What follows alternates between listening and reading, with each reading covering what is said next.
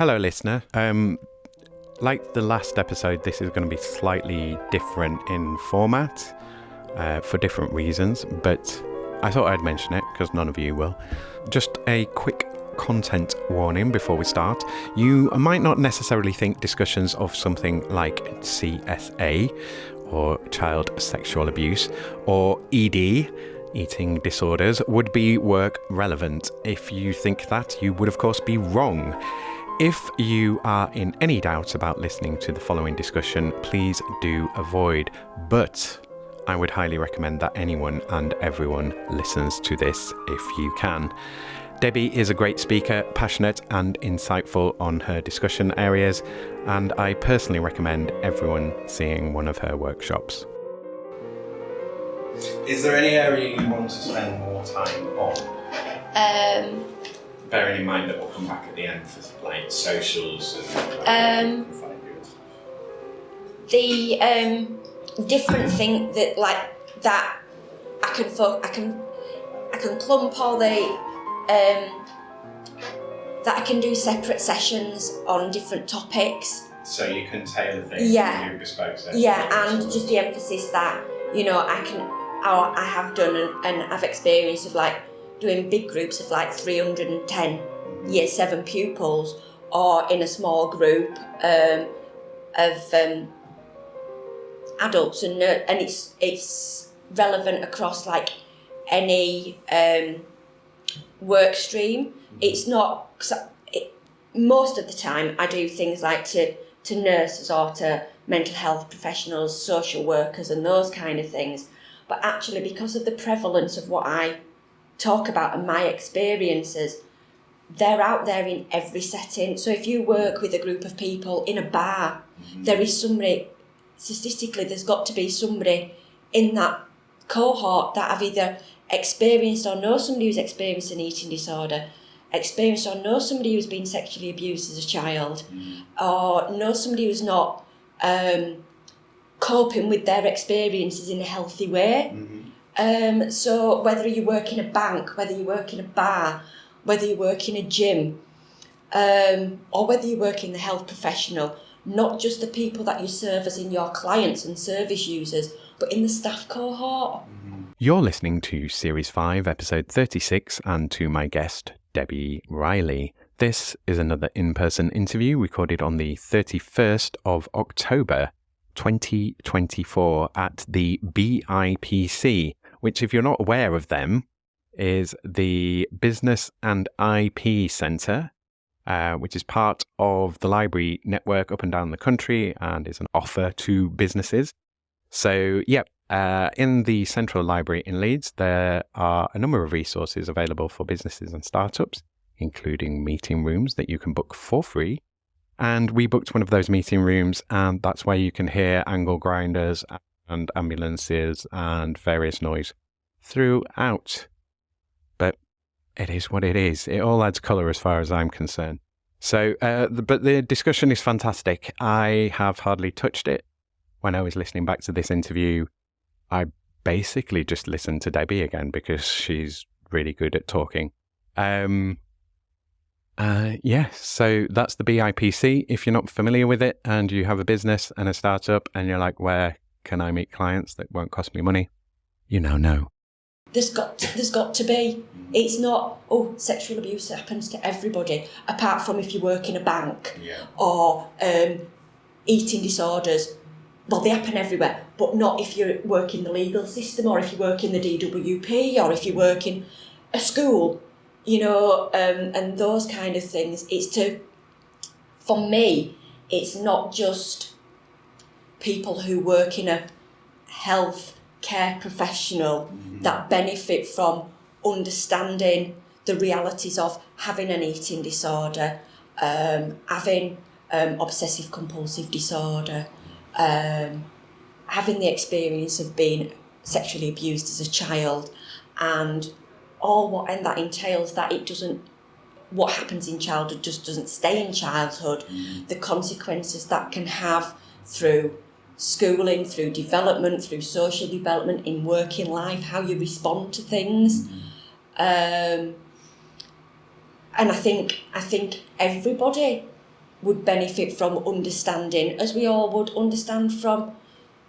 benefit from understanding everybody's experience. Like, I don't know what it's like, being diabetic.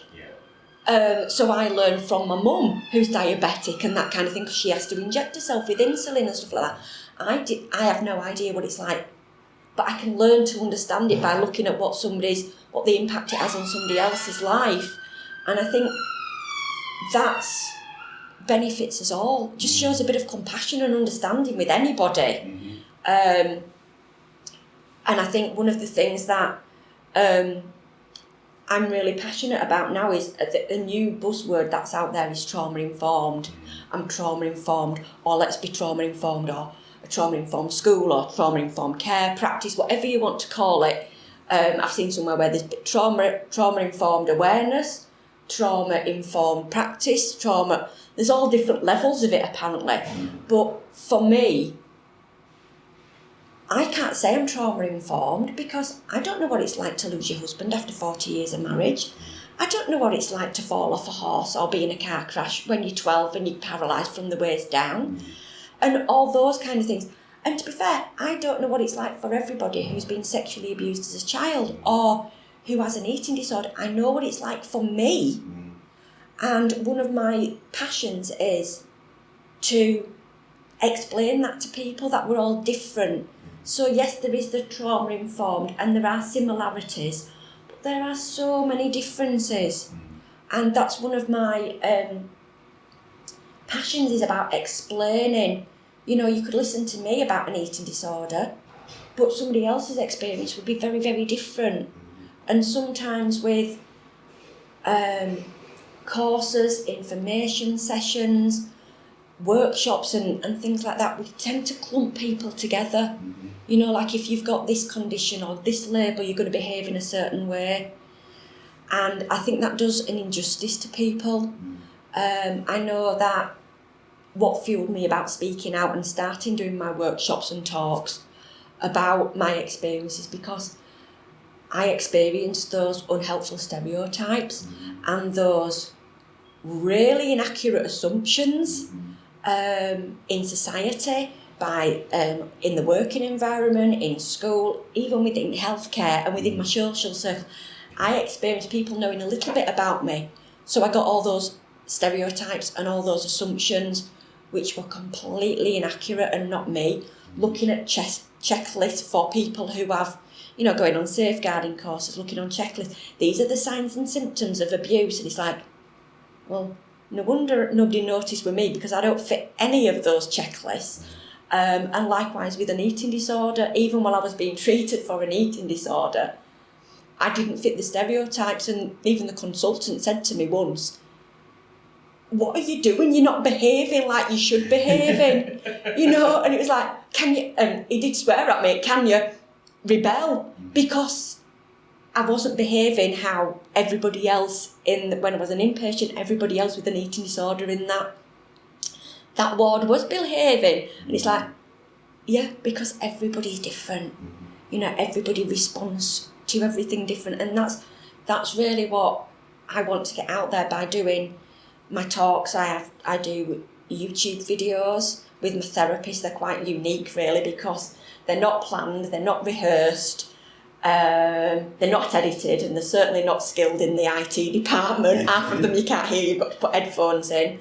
But they're just a real honest dialogue, discussion, exploration, whatever you want to call it, of just my experiences and being questioned on it, and maybe being able to think or challenge sometimes. It's like, never thought of that before, and just that exploration of what somebody else's reality is. And so I do the YouTube videos, I've done talks to many people of all ages. I've done school assemblies for 300 year 7s. I've done a webinar to the Metropolitan Police and everybody in between. I think it's something that's really relevant to everybody, no matter, like I've said, what gender, what work stream you work in, what age you are, what your experiences are, what background you come from and everything. Having that awareness of what somebody else is going through surely helps us empathise or just live in a compassionate society. It's like you might not understand or you might not get, some of the stuff that I think and feel and my behaviours. I don't understand. I don't get, so I'm not surprised they don't make sense to anybody else. But what I'm saying is they don't have to. Just accept what I'm saying. And I think some of the barriers that I've come across are people not knowing that, or just seeing the behaviours as being weird or different or challenging. Where I'm just a person trying to deal with what my experiences are and my impact that it's had on me. And I think that often gets forgotten. We're quick to label people as being weird, odd, different, or a mental health issue, or give them a label, or this, that and other, or, challenging or not engaging. And it's like, well, no, is that because somebody's been through that much trauma that they don't trust anything anybody says? And that kind of thing. So that's where I come from. And I think that we need to be doing more of it. I think for so long the dialogue out there is just getting it known that these things happen. There are eating disorders, there is sexual abuse. It's not just the one that you see on the news, the high profile one. It's happening in every community to a lot of people. And we know that, but we need to move away from that now.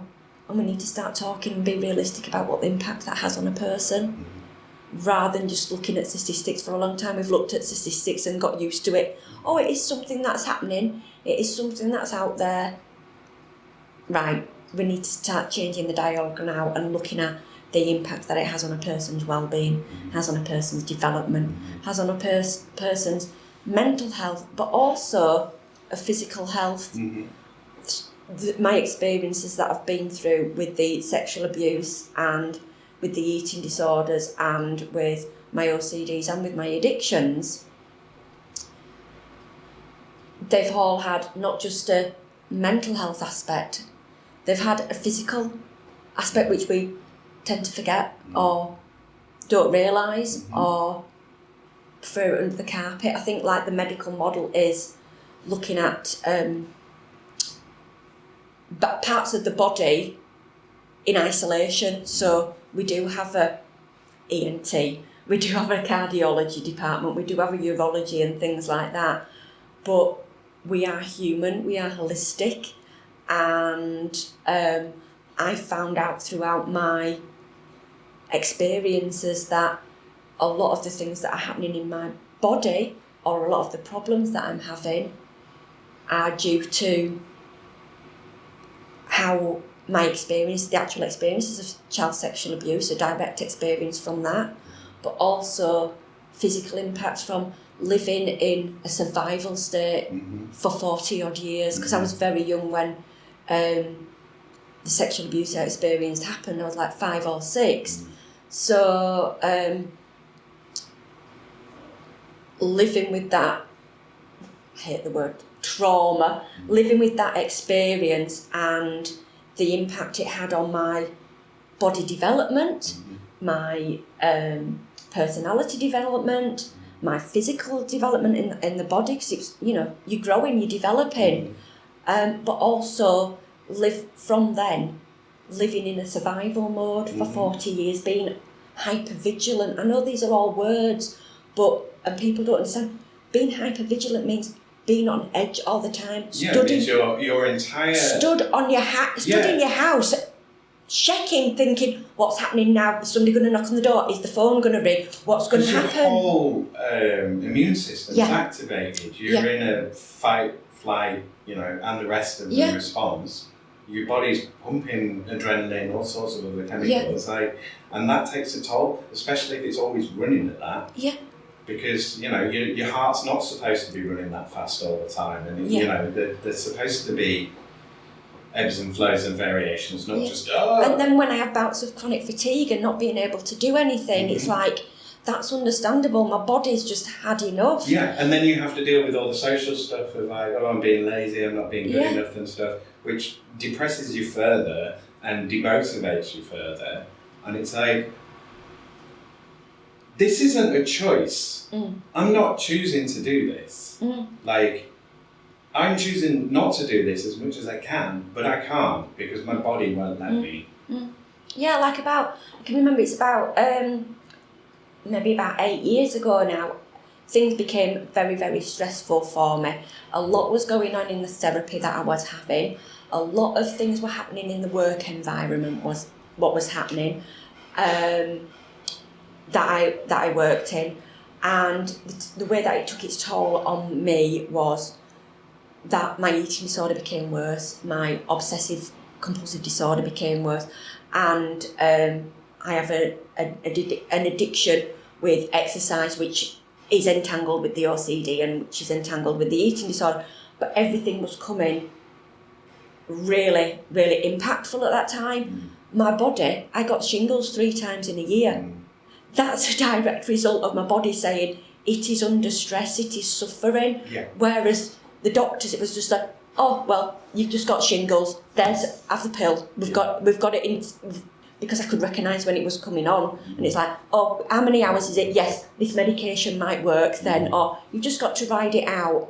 And it's those just kind of things that are... and transmit this contagious disease to as many people as possible. And you suffer, and that kind of thing. And your overall health doesn't improve, it declines further.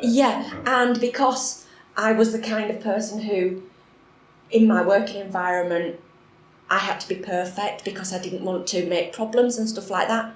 I worked all the way through my shingles, worked from home. Because of the job that I was able to. But I felt that I was very much a human doing rather than a human being. So I wasn't allowed to be and rest. It was like, got to work. I feel bad that I can't go to that meeting, but at least I can go by a Zoom, or I can go do Teams. At least I can do this, and that kind of thing. That those around me in the society, it sort of like said, you're not allowed to need a rest. You're not allowed to say, blimey, this is getting really too much, what I'm dealing with, and it's affecting my health. It was a matter of power through. And if I hadn't have stopped working and I made the decision to stop working, I wouldn't be here. Because my physical body would have given up as well as my mental body. It was in that much of a state. Or you would have developed, you would have ended up with some other chronic illness or something, you could... It'd have been taken out of my hands. I would have been forced to actually... Yeah, your body would have said, no, we're not. This isn't happening. But I mean, the fact that you felt you had to work through it, and it's like... Because we are told that thing, like, you want to excel, you've got to keep at it, you've got to turn, you've got to always be there, and always be on. It's like, that's not realistic for people. And, that's difficult for, a single guy in a comfortable situation who has, most of the doors open to him. That's difficult. So for anyone else who's got additional things that, other things that they have to cope with, then that's even harder. And I think there's a lot of, and again, it comes back to the stereotypes or the assumptions. I think people think, when they think somebody working with mental health struggles is in the workplace, they automatically think of absences, lateness, maybe incompetence, or other people having to pick up the slack for them and make up for them and that kind of thing, or being quite needy. But actually, there's another side of people in the workplace with mental health issues, which is the compliance, the strive to be a perfectionist, the working 24/7, when I worked, I knew every contract that I worked on, I knew it letter for letter, my files were faultless upon inspection, I never had any time off, I was working 24/7, and I think people tend to think people with mental health issues are the people who are struggling to actually perform, but actually people with mental health conditions can perform overly and be highly, and rather than that being seen as an issue, it's supported and encouraged. And I know within the workplace it was like, well, if she can do it, why ain't everybody else doing it? Why is she, if she, and that kind of thing, which actually puts more pressure on you to continue performing that way. Performing not at your best as well. Yeah. So producing a lot, but not at the best quality. Yeah, and at what cost to me. Yeah. I was very successful in my role. I was very successful in, like I've said, in inspections, when we had inspections of files or in audits and that kind of thing. A very model employee, really. But the cost to me was killing me. Debbie Riley was born and raised and has lived all her life in Leeds, apart from a couple of years away at university. She is a lived experience speaker and started her business, Talking from Experience, to deliver educational talks in 3 areas in which she has first-hand experience. Number 1, eating disorders, the reality behind the diagnosis. Number 2, the impact and reality of being sexually abused as a child. Number 3, when exercise becomes harmful. Debbie's talks are tailored to audiences and their needs. Debbie has delivered workshops and talks from 20 minutes to 4 hours in length and everything in between. Her talks are always audience appropriate, whether that's for a school assembly, or for 300 Year 7 pupils, or a staff group at the Metropolitan Police. All Debbie's talks are delivered from the perspective of her own lived experience. They provide insights into the recurring and ongoing harm these 3 experiences have had on her person, and the ongoing personal as well as wider social costs that can and did result. Debbie uses her own personal experience to draw attention to these 3 widespread social harms which affect so many people right here in Leeds. Her talks are disarmingly honest and refreshingly straightforward about topics that most of society would simply prefer to minimise, ignore and repress. Debbie's workshops show us how pretending something isn't there, or that it doesn't exist, doesn't make it go away, no matter how much we might want it to. Right, let's do this, episode 144 of Working Hours with Debbie Riley. So I want to go, let's go back a bit to the beginning. Okay, can I have a click? I will do the opening question. I got a bit carried away then. No, that's good. So, so I'll start us off with what did you want to be when you grew up? Yeah. So you're going to give me 2 answers for this or one answer? I've been thinking about this, the only thing I could remember of your list of questions. Was there any dream job? Was there, like, at any time did you sort of... No. No. People don't want to hear it, but from a very young age I didn't want to exist. Yeah. And so looking in, and I struggled to get through each day. Each day was a nightmare for me. So you don't look at the future because you don't want one. And if you do look at the future, it's hell. Yeah. So, no. At a very young age, dreams, wishing, future looking, and all those fantasies and playthings that young children have, they just cut. And it's just a struggle to get through today. God, let me get through the day, please let me get through the day safely, and that kind of thing. So, yeah, when I was little, if people have said, they always say, don't know what you want to be when you grow up and all that kind of stuff. So if I said anything, I'd be like, I want to work with animals because I didn't tell them, but I found people frightening. So I want to work with animals. And on my own. So the only thing that I could think of as a young child were working with animals on your own is like, I can work on a farm. I could just be with the animals and I can be on my own. And I'd be happy then and I'd feel safe. So it was like, that was a fantasy that I created that I could tell people rather than being open and honest with people and say, actually, I don't want to exist. And then, as I grew up in my teenage years, I learned that it wasn't really that simple of just living on a farm on your own with animals. and I just fell into what I was advised by careers, and fell into things by being not pushed, but by circumstances around me. Like when I was 15, I knew I wanted to leave school because I didn't think I was intelligent enough to do A-levels. I knew I wasn't ready to go away, which farming college was, and I knew I couldn't deal with that. I knew I wasn't ready for the workplace, so I went to careers advice and said, I want to do something, but I don't know what. She looked at the subjects I'd taken, and a few of them were sciences. And there's a course at local community college on science, equivalent to A-levels, and I'll do it.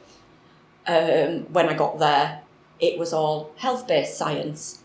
So it was all psychology, sociology, biochemistry, physiology, all those kind of things. And the people on the course around me were wanting to do physio or occupational therapy or nursing and those kind of things. It's like, I'll do my nursing then. So went into my nurse training, decided I didn't want to be a nurse, and then went into working in a school with young people. So I went from not wanting to be around people to working directly with young people who were struggling. I was a special needs assistant in a school, then went on to learning mentor, so working with those young people who found it really difficult to be in the school environment for whatever reasons. Then went on to working with children in care and the social care, working with children in foster care, managing a contact service for children who were in care. And so I fell into the exact opposite of what I wanted. And now, like I say, when I was 40, I stopped to take some time out to prioritise my health and well-being and that kind of thing. And it was then, with the help of therapy, I started being more aware of the unhelpful stereotypes that I just accepted or let people treat me. I became more aware of some of the things that intentionally people were trying to help me, but had damaged me. Yeah. And so that's where I thought, right, I want to start speaking my experiences. Yeah. I want to start sharing what it's been like for me, not to criticise anybody. I know I have been damaged by a lot of people who have been there to help me. Yeah, well, but, by the system, yeah, by healthcare professionals. But their intentions were well-being. Yeah, and they can only go off the policies and scripts. Yeah, and so or on what that they've been taught in college, or what they've experienced and stuff. So it's not as a criticism, it's more of I want to just raise an awareness to my reality. Well, yeah, it's like realigning. It's like none of this stuff. What's the buzzword they use in social media? The relatability. None of this is relatable to me. This isn't my experience. Yeah. What are you talking about? Yeah. Like, why am I listening to all you people who don't know my experience telling me what it was and what it is and what I should feel? And that's it. I think for being, I was 19 when I first came into the mental health system. And because of the way that I've grown up, like, you know everything, you're a doctor, you know everything. Yeah. I did as I was told, I followed everything, I did everything, and I never questioned it, and this, that and other. Even when I wasn't comfortable with things, or things weren't working for me, I thought, they know better than I do. And it isn't so, in my 40s and through therapy, reflecting, actually, I got blamed for not getting better, but actually it was the support they were offering. The support they were offering wasn't helpful to me. No. And so me wanting to do YouTube videos, wanting to do podcasts, wanting to do talks in schools or in any environment, whether it's the WI, whether it's in whether it's in a university or whether it's to the police or anybody, it's about, I just want to share my reality, not to criticise, look what I've been through, poor me. Look how I've been treated, you did me wrong, you were bad, you've hurt me. I just want to share, this is my reality.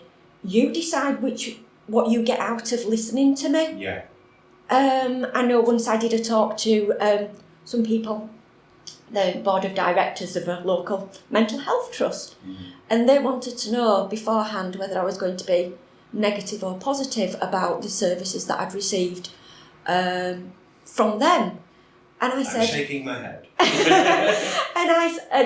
I said, I'm not going to be either. I'm just going to tell my experience. You decide whether it's positive or negative. You get out of it what you hear what you want to hear.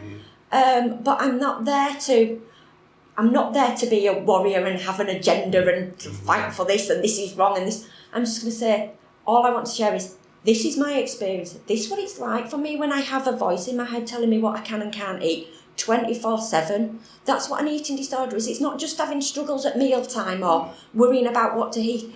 It's a 24/7 voice in my head going, you can't eat that, you're not going to eat that. How many calories have you had today? Well, you haven't walked very fast, so you haven't burnt any off, so you're not going to have that. Well, you're at 50 calories in an apple. Well, no, we're a big apple, so there's 100. That's what it's like.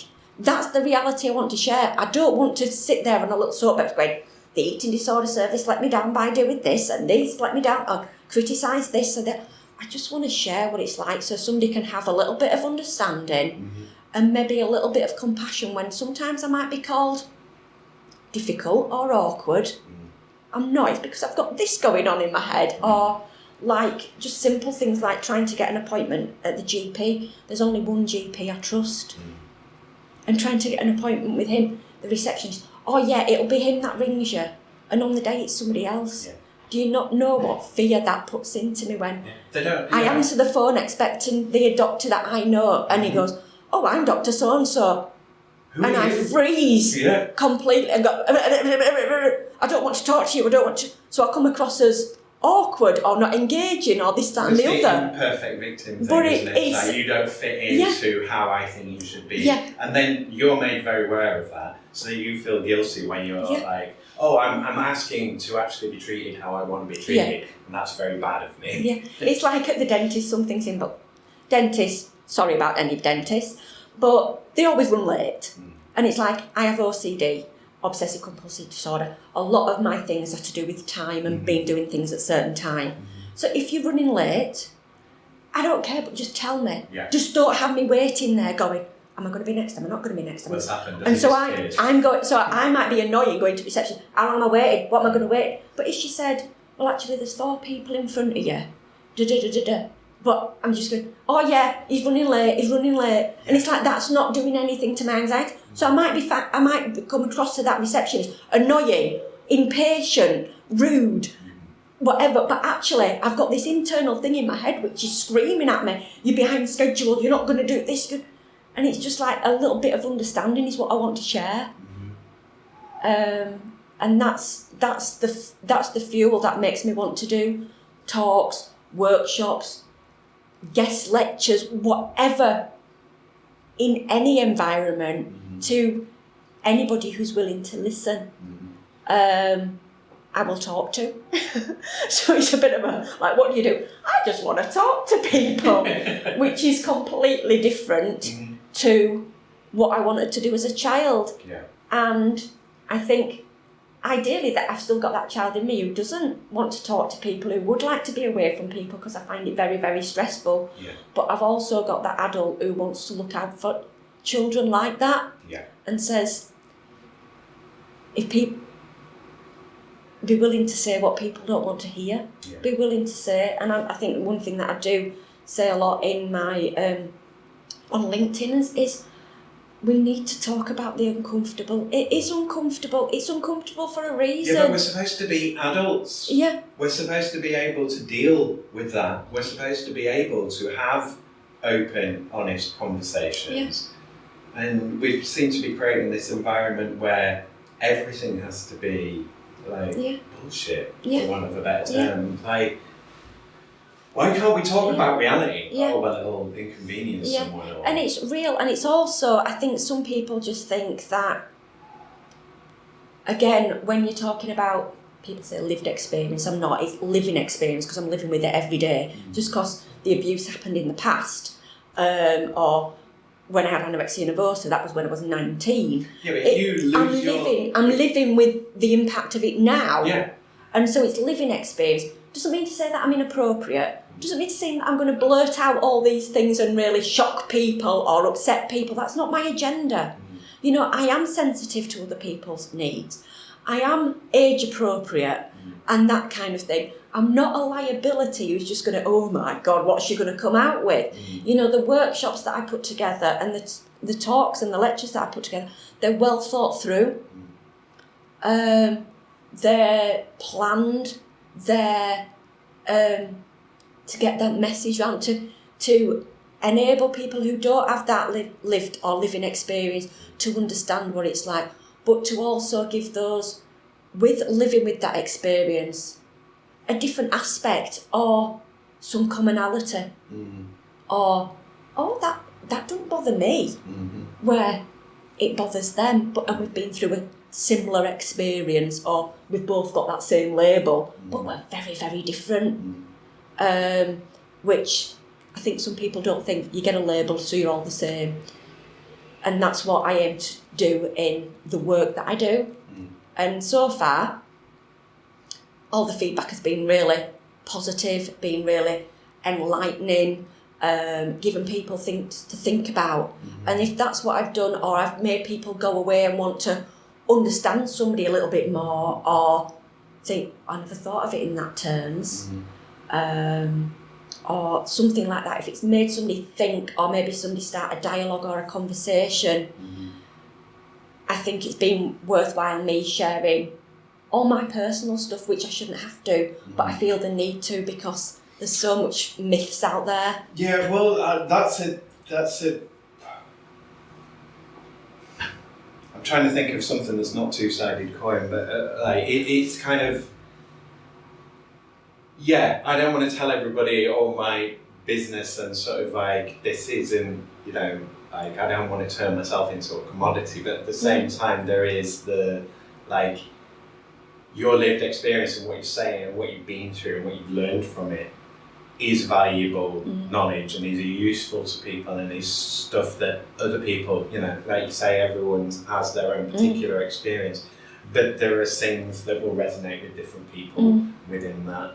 So you can reach all these different audiences, create better understanding, create better knowledge. And if you can do that from, you know, and you're talking to the right places, you're talking to the institutions and you're going into schools and sort of hitting the younger generations and so on. And you're talking about, you know, you're not just boxed into one area, like you've got specialisms and like knowledge and experience in a variety of areas. And then there is the sort of common connecting threads and so on. Because like one of the workshops that I've done it a couple of times to people who work in gyms, health centres, that PTs, that kind of work stream. It's because when exercise becomes harmful, and I think we all cope in various different ways, some healthy, some unhealthy. One of my ways of coping, which started off being healthy, was going to the gym. It gave me a focus, it was something that I achieved. But it got entangled with an eating disorder, it got entangled with OCD, it got entangled with an addiction and wanting to be better and that kind of thing. And so one of the sessions that I've done to that kind of professional is when exercise becomes harmful. So looking at the different reasons why people exercise, looking at and one of the funny things was I did it to the actual gym that I go to, and it was like I was asking them questions. Have you noticed this about me? Have you noticed this? Have you noticed this? So it was quite enlightening for them to see the motivations behind the people that they get through the door.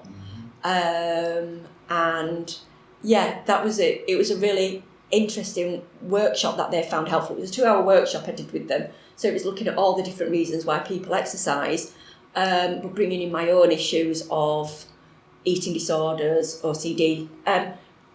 It worked out through, I didn't know that's what I was doing, but through therapy was able to explore that exercise for me was a form of self-harm, a form of control, a form of trying to make myself feel better, but a form of trying to punish myself.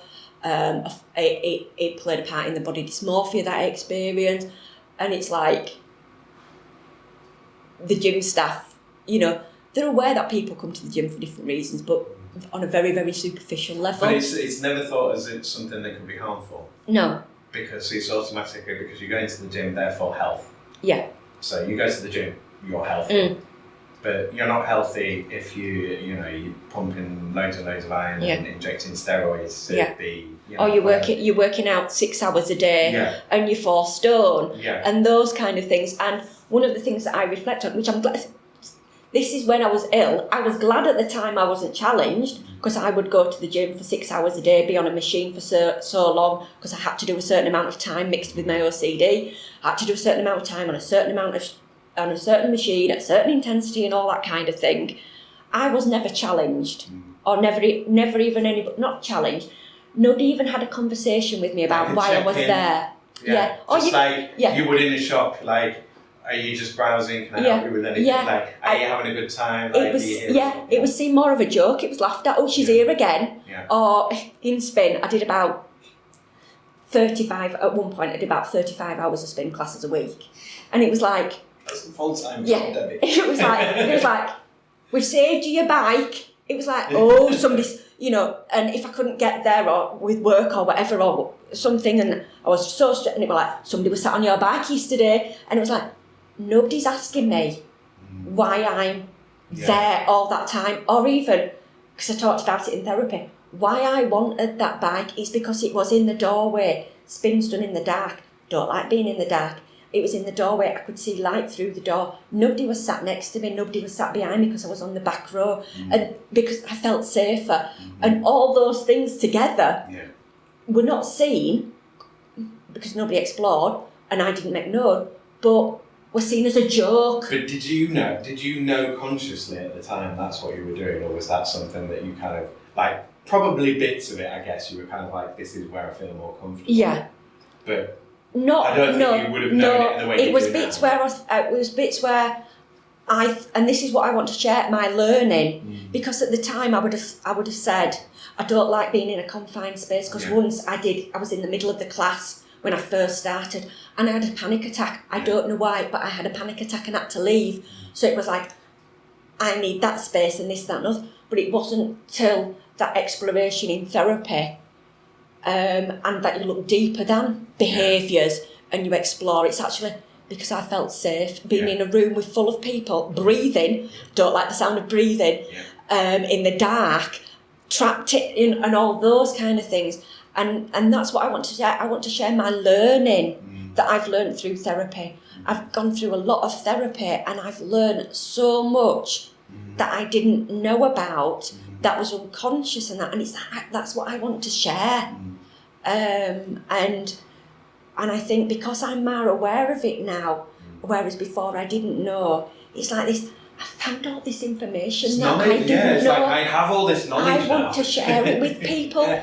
Because God, I wish I'd known this 20 years ago. Yeah, and I can remember one of the things that does fuel me, and I want to apologise to those people. When I was an inpatient, when I was unwell with anorexia nervosa, I was in hospital, and one of the times I was in for 6 months, and to fill your time, they like to get you to talk to a student, a medical student or whatever, and stuff like that. And I think some of the things I said when actually I was suffering with anorexia and being in it, and what I thought at the time are very, very different to what I've learned now, having years of therapy. And it's like, oh, goodness me. I want to go back to those people and say, I was saying those things because that's all I knew at that time. I've gone through so many years of learning and understanding myself. It's very, very different now. And so that's one of the things that I feel is we need to hear people at different stages and their learning.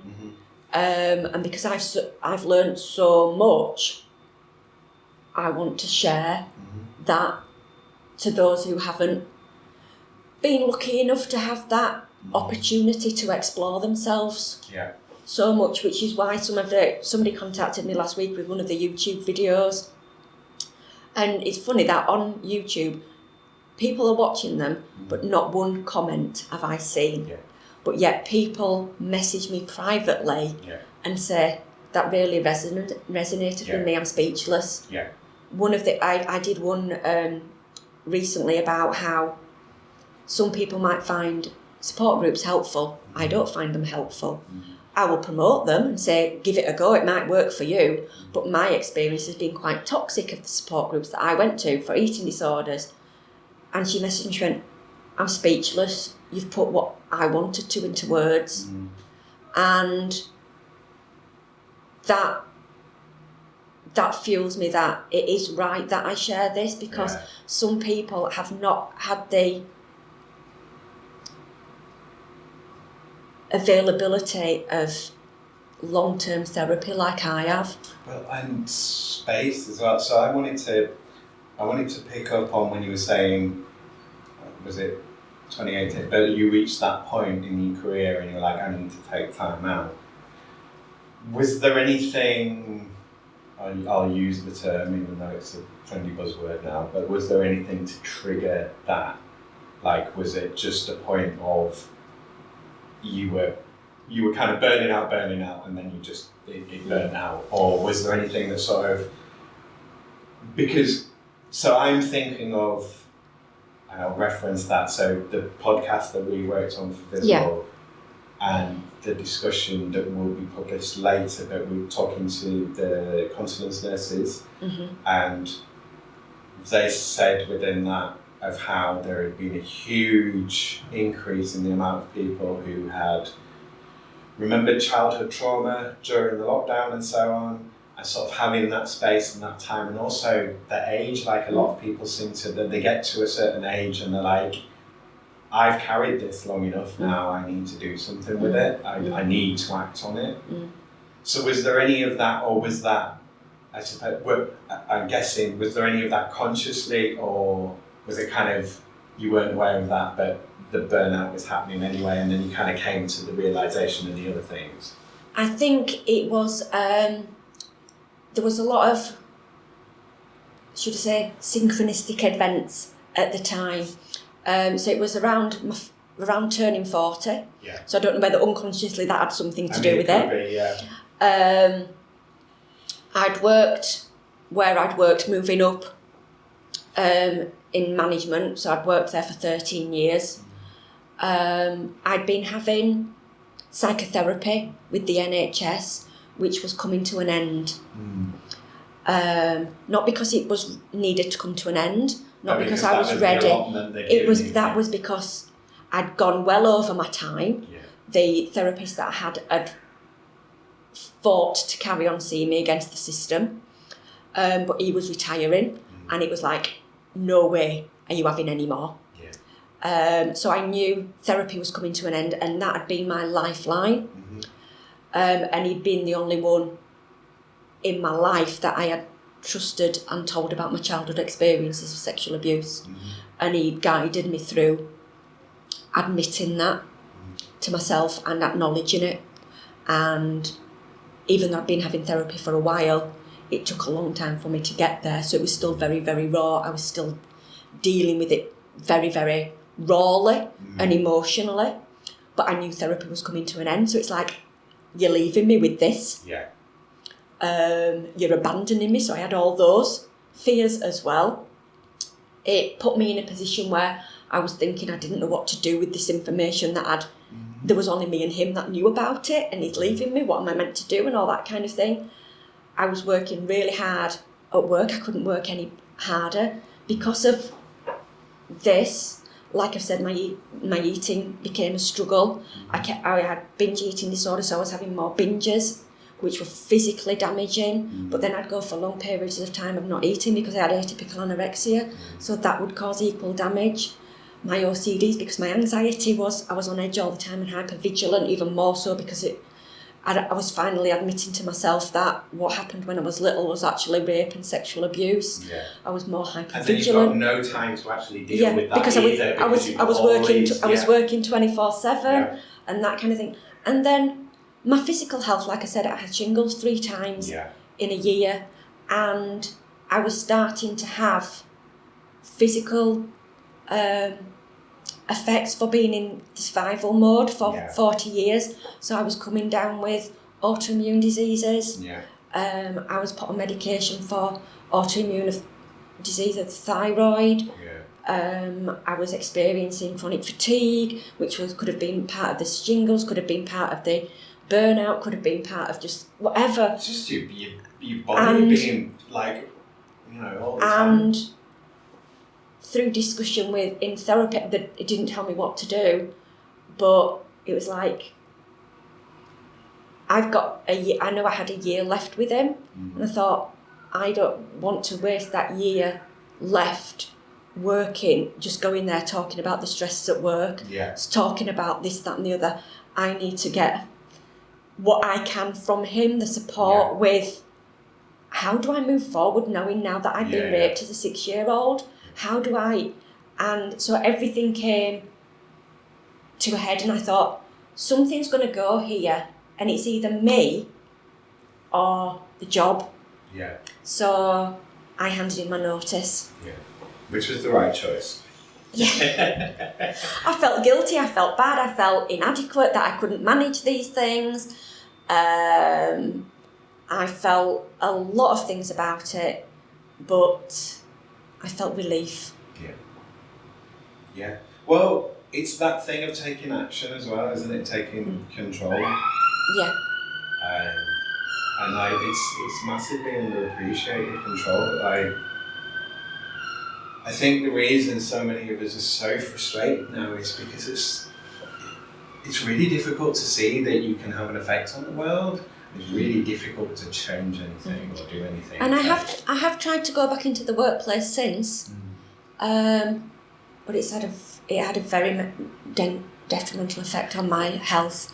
So I had to quickly say no. It's not right. Yeah. That environment isn't right for me. Yeah. So that's why I want to do what I can, but on my own terms. So that's why I'm passionate about sharing my experience and using that as a working tool. Yeah. Well, you're a public health, social health educator, I guess. So let's do how did you get into it? So we mentioned Visible briefly. Yeah. So Visible is an organisation in Leeds, it's part of Leeds Involving People, and they work with survivors of childhood sexual assault. I'm only saying that so I can get the acronym right, CSA. And it's to improve, is it just general outcomes or healthcare specific healthcare? I've been the last few years since I found my voice, sort of thing. I've been involved with a number of groups. Visible specifically is a Leeds-based group. It was started initially as a result from the report regarding Jimmy Savile. And so it was put together by professionals within Leeds who wanted to improve the outcomes of adults who had experienced childhood sexual abuse, because a lot of things focus on the child, and we need to make people more aware of what happens in childhood doesn't stay in childhood. So Visible was set up to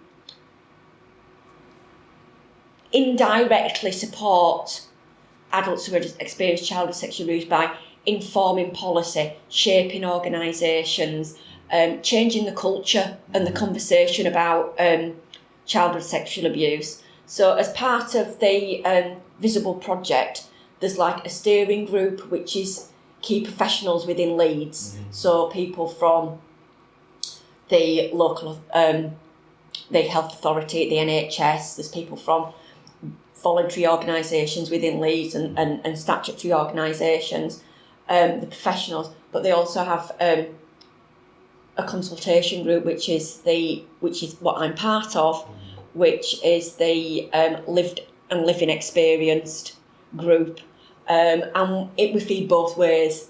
We're separate groups, but don't mean to say that I can't go to the steering group meetings. I go, just because I'm not a so-called professional in a workplace. I'm valued, and my opinion is valued, so I will go to them, and it's crossed like that. But one of the things that we've done as a living experience group is we've done some podcasts, which yourself has been created for us, talking about our experiences, just again to share the reality, but also give the vast difference that in that group we've all experienced some form of child sexual abuse, but all had very, very different experiences, and the impact that it's had on us has been very, very different. And it's not a support group as in supporting it, although it's a supportive space. It's not a support group. It's more of an education and creating change, or an awareness group sort of thing. But it highlights, and the podcasts that I hope they highlight, where there's some of the living experience people in conversation, highlight the vast difference the impact of childhood experiences has on us. Because we're all very, very different. The group's made up of very, very different ages, very, very different backgrounds, different genders, different disclosure experience, different experiences. Like some of the people in the group, and I don't like speaking on behalf of people, but some of the people in the group disclosed as a youngster, and so have lived with it in the out for all their life. Somebody like me, it wasn't till I was in my late 30s in therapy that I even admitted it to myself. So it wasn't till around when I was 40 that I actually told my mum. My dad had passed away by then, so my grandma and my uncle. So my family was my mum and my sister. So it wasn't till nearly 40 that. So we've all had very, very different experiences. So as a collective together, we have a vast array of knowledge or experiences that we want to share. Again, not to criticise, not to blame, but to enlighten. And the obvious, if you want to put it down to bottom line, cost savings of just like, you can avoid so much of this, like reattendance, like wasted resources and half-assed treatments and stuff, by just listening to the reality and respecting it, and then planning accordingly around that. Like loads of stuff you don't need to do, some stuff you need to be doing, some stuff is like just take 5 minutes like more in an appointment or something. Like there are really simple things, and then there are the big complex things that need to be tackled in a different way. Because as part of Visible, we've spoken to the incontinence service, the urology service, and that kind of thing. And we spoke to some GP surgeries about even just changing the letter that goes out to women about cervical smears, just changing the wording on it to make it less scary, less clinical, less generic. And actually, one person, it might have affected more, but one person actually voiced in the health centre, I would not have come for my smear if it wasn't for how that letter was written.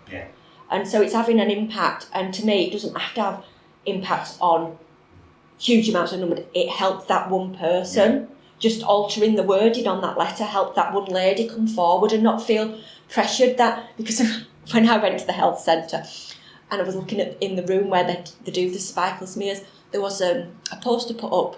So it's not a big deal, only takes 10 minutes, you can come and have it done in your lunch hour. And I said, I know that what that poster's trying to say, but that would put me off coming, because I'd be thinking, oh my God. It's only your genitals, don't worry about it. What if I take longer than 10 minutes, but I'm really anxious about it, so what if I change my mind when I get there, and those kind of things. And just like, and they were like, oh yeah. And just little bits like that really make a difference to somebody like me, or somebody with, my experiences and stuff. So I've been involved in a number of groups. So visible. Why sticks in my mind is because it's a Leeds-based one generated from issues that have happened in Leeds, and I've lived in Leeds all my life, so all the support, my education, health, growing up, everything is Leeds based for me. That's all I know. I'm involved with a couple of other projects which aren't Leeds based, which again it's about sharing the reality of adults who have experienced child sexual abuse and sharing the best practices as well, like what's been successful, what's made a difference, what's been able to be implemented, and so on, and how you've done it when you have done it. Like, so and so in whatever region has managed to do X, and they did it like this, and it's worked really well, and like everybody's loving it, and maybe you could try it in your area, all that kind of stuff. Because exactly one of the things that I experienced myself was one of the impacts from sexual abuse was I have issues with my bladder because my nerves have been damaged from the actual physical side of the abuse, because it was when I was so young. Yeah, because it's not supposed to happen. And exactly, it's not supposed to happen when a child is developing that they have that experience, and because of I had that, I didn't know that's what it was caused by, but I had issues with my bladder as an adult, well as a child as well, but as an adult it got worse as I grew older. The Leeds teaching trust that I was referred to for it, because I finally said something again when I was around 40. It was like, right, might as well be open and honest, and I got this trouble with my bladder, but because of my experiences, I don't want to be touched and I won't be examined. And I went openly to Leeds, the service that I was referred to, and I said, this is my experience, I don't want to be touched in this, that and other. If you can't work with me, fine, discharge me, but I can't do what you want me to do. If you're going to say, well, no, we need this investigation or this, I said, I really can't. It's too much for me at this time in my life. They discharged me there and then. Said, we want you to fit in our service. You don't, so we can't. But they referred me to a local NHS trust, Bradford, who built their service around me. And so I went to them and I said, look, again, if you won't see me, that's absolutely fine. Discharge me. I don't care. But I won't be touched. I won't have this done. And I said, this is why. And they were like, right. And not once did they say, can you not change your mind? Are you sure you can't just do this? Can we just do that? Never once was I asked again to be examined or touched or everything. It was all on my terms. Can we do this? Can we try that? Can we do this? And it was the support, the surgery. I ended up having surgery, but the process to getting through it was like, we'd normally do this test before we do this, but that's not right for you and we won't put you through it. So they'd listen to me and see me as an individual rather than just somebody with this bladder problem. So I think, can't remember what we started talking about because I just digress. But there is a lot of learning that we can do, and that's what we want to share. And you know, like you said there, I guess another thing is that you really, it's not just having all the various treatments, but the landscape, I mean, obviously it's changing all the time, but how the systems work. And that's a large part of it, like, especially because I know, having worked in various public service organisations, I know how a lot of these things operate, and I know how a lot of the people in them think they operate as well. Like, I've used the example before, but I don't know if I've done it on the recording, but my uncle that passed, his care towards the end of life was just a farce. Do you know what I mean? And you would get doctors sort of like saying, oh, this will happen and this will happen, and I've done so and so. And it was just that just because you think you've done something doesn't mean it's happened or it's been actioned. It's just gone into another admin queue, which is the same admin queue that was supposed to action the thing that was supposed to happen already. Like, it's not making it happen unless you've actually phoned someone up and say, make this happen now. Like, these things are like, because even the people within the institutions think that things, because they're told, it's like, you do so and so, you fill in an X, Z, Y, B, Z, A thing, and thing will happen. Send it to so and so email address and they'll action it. It's like, the reality is, some temp in 3 weeks will go through a queue of them. It's like, maybe it'll be action. And when you think, it's like, why is that helpful for me? It's like, well, that's the system. It's like, but it might be your system, but it's not mine. Yeah. And so what do I get out of yeah. that? Okay, so all of your boxes are ticked there. What Yeah. result is there for me? And for a long time, like I said, I was very compliant. I would have put myself through re-trauma rather than saying, I can't do that. So when I was being treated for my eating disorder and when I was in hospital as an inpatient and as an outpatient and as a day patient, but not all the different services that I've had, even when I didn't agree with them, even when they were harming me and causing me a lot of trauma, I just did them because I was compliant and I didn't want to rock the boat. And you're a professional, you know more than me, so I better just go along and do it. And I don't. And it's only now where I've put myself through so much because I've tried to please other people, and that's one of the things that people don't understand with the experience in child sexual abuse. There is a lot of fawning and people pleasing. So I've sacrificed myself and sometimes my own health and well-being because a professional or somebody who I have deemed as more important than me has told me to do something or that kind of thing, and it's actually been quite damaging to me, but I haven't dared say anything because you know better than me, and that's part of the legacy from being abused as a child. Yeah, but the reality is they don't know anything because they don't know you. Yeah. They're just looking at a bunch of symptoms in a conveyor belt of bunches of symptoms. Rather than holistically an whole person, you are separated into body parts and you're separated into diagnoses, and well, that behaviour fits that diagnosis, oh, it don't fit that diagnosis, so we'll give you another one as well, or that behaviour don't fit any of them, we won't deal with it, I've had that, we won't deal with it because it don't fit in any of the boxes, so let's put that back.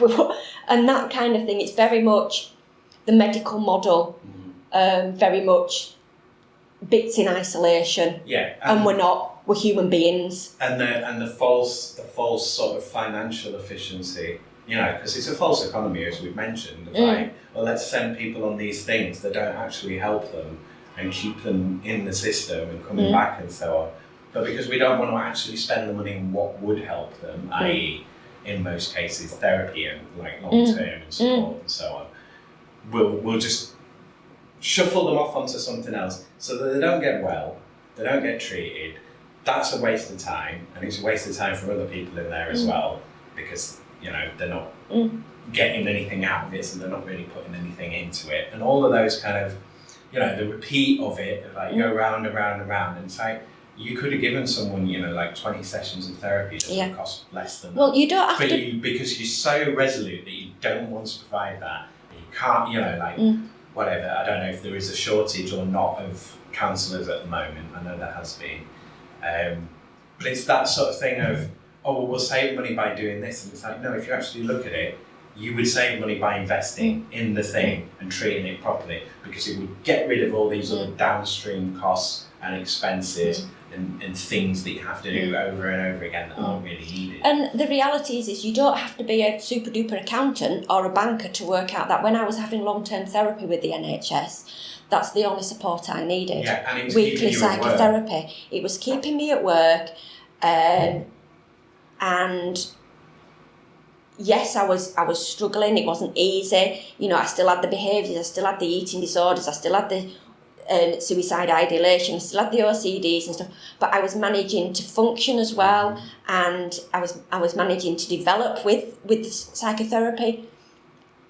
they knew that I needed that to continue, but it was clearly told, not on the NHS. You either pay privately or you do without. But if you do without, we know that you're going to get ill again, so just come back to us. Yeah. When you're about to die, come through the door and we'll defibrillate you and throw you back. And in that time when I had no support, when my therapy finished, oh yes, I needed a hell of a lot of support. Services were put in because my mental health and physical health. So I was having appointments for physical health problems. My mental health was at an all-time low. My eating was not well. Suicidal thoughts and stuff. I wasn't managing. I wasn't keeping at bay, and all that kind of stuff. The resources that I needed was really intense. You tell me which is more cost effective. And since, after going really downhill really, really quickly, I think it was about 8 months after finishing long-term therapy, I started paying privately. And I thought, I am not undoing what I've worked really hard for in therapy to go back to being this unwell. And it's like, I do not care whether I have to sell my house or what. I am paying for therapy. And luckily, I have found the most amazing therapist who is supporting me, who has helped me develop beyond expectation, beyond everybody's expectation. But again, once I got to build that relationship up, the other services dwindled. And now, after seeing her for many years, all I have is her. And so you tell me which is most cost effective. Yeah, and then if you cost benefit that, and you look at the results in terms of your GDP or whatever nonsense people think is important, that you can be more productive, more effective. I mean, even like if you want to be entrepreneurial about it, you've set up your own business off the back of it. So let's do a bit on the business in terms of your offer. So we've talked about, you'll see small groups, large groups, online, in person. You've done group events and stuff. So is everything, do you have like set things? I mean, I guess you've done a few now, so you'll have kind of a framework of certain things in certain environments. But what's your offer to people, and what are the kind of audiences that you're trying to reach? So who are your customers, I guess? Who are you looking to book, and what are you offering to them? Like what are they buying from you? Yeah, let's get specific then, rather than just I could talk to anybody. I will. It seems to be there's three things that I talk about, three different, whether it's in a workshop style, whether it's in a seminar style, or whether it's just like a lecture style, or a school assembly style. There's three main things. I will talk about the reality behind eating disorders, the reality behind the diagnosis. So that's really focusing on eating disorders, my experience of several eating disorders that I've experienced, and also bringing into that I've spent a lot of time around other people with eating disorders, so bringing that in. But it's really, that one is really to bust those myths about it's a young person's thing, it's a fad, it's a lifestyle choice, it's a phase you're growing out of, it'll just go on its own, it just starts out of nowhere, and those kind of things. It's to bust those myths, and also talk about the differences, what's worked for me, what hasn't worked for me, what is available, what might work for some people, and those kind of things. But really busting those myths about reality, and sort of like explaining that these things, really getting it out there, that it doesn't start from nowhere. And if you just treat the eating disorder, you're not going to get very far, because there is an underlying cause. It's like a smoke alarm that goes off, that's the eating disorder. But you've got to deal with the fire as well, not just shut the smoke alarm off. So that's the main essence of the eating disorder work that I do, and I've done that to 11-year-olds. I've done it to the Metropolitan Police. I've done it to all sorts of it can be in an half hour lecture kind of thing, or it can be in a 2-hour workshop. It's what goes, or whatever somebody wants. I also do another session, which can be in any of those formats as well, which is on the impact of child sexual abuse, my reality. So again, with that, it's my experiences, but it's not my experiences of child sexual abuse. I'm not there to talk about my experiences. They are private to me. I'm there to talk about the impact that it had on me, the impact that it had on me as a child, the impact it had on me growing up, the impact it had on me as an adult and as a young person, and it's still happening now. And I'll use it. The journey that I've been on with this experience of what I've learned and that kind of thing. So that's another theme that I work on. And then the other one is when exercise becomes harmful, which I've done that as a workshop, an hour or 2-hour workshop on, primarily for people who work in the fitness or the health leisure arena, exploring about why people exercise and how it can turn quite toxic and it can be unhelpful and unhealthy, and just calling it out what it is. We all know it's out there. You know it if you work in a gym or if you go to a gym. You can see it, you can spot the people, you can see them clearly, but we just shove it under the carpet, maybe make a joke about it or just ignore it. And what I want to offer with anything that I talk about is, let's talk about the uncomfortable. Let's talk about, we know it's awful, it's uncomfortable for me to say, it's uncomfortable for you to listen to, but it's real. And not talking about it ain't going to help anybody at all. And and plenty of the people who are like, oh no, I don't want to talk about it, it's uncomfortable, they'll go and watch a 3-hour miserable film that won an Oscar about it. Which dramatises it or puts a different light on it depending on what they want to sell. They do like misery porn about it, and it's like, what they want to make you feel bad. What they want to sell, really, isn't it? And that kind of thing. So it's just the realities that I want to get out there.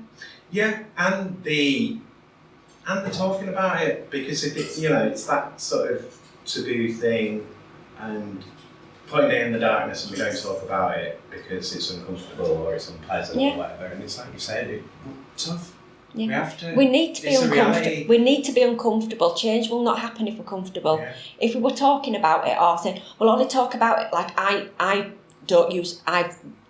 trying to stop using acronyms, and there are certain words that I don't use anymore because I find them not helpful for me. Yeah. I appreciate if other people want to use them. I respect people for that. But for me, there's some words that I do not use because I do not find them helpful. So let's have a conversation about that. Yeah. Why or whatever. Rather than trying to, we'll use this word, we'll use this, it sounds better. Yeah. It's like...